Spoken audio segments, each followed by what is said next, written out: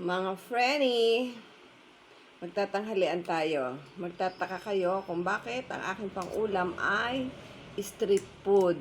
Ito ay kwek-kwek na itlog ng pugo. Binalutan ng itlog at saka ng harina. Nabili ko ito kahapon. Inatira naman. Alangan namang itapon mo. Huwag tayo magsasayang ng pagkain. Kung kaya din lamang kainin at ayos pa naman, ay di remedyohan. Lalagyan mo iyan ng sauce. At kasarap na niyan. At ito namang isa ay lumpiang Shanghai. Diba? Kaya pag may tira, huwag tapon ng tapon. Mahal ngayon.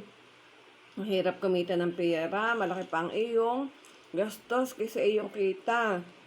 Kung ikaw meron namang makakatipid, hindi mo gagawin. At ang isa pa, ang mahal ngayon ng bigas. Kaya ako ay diet. Konti lang ang aking kanin. Sige mga pre. Kain.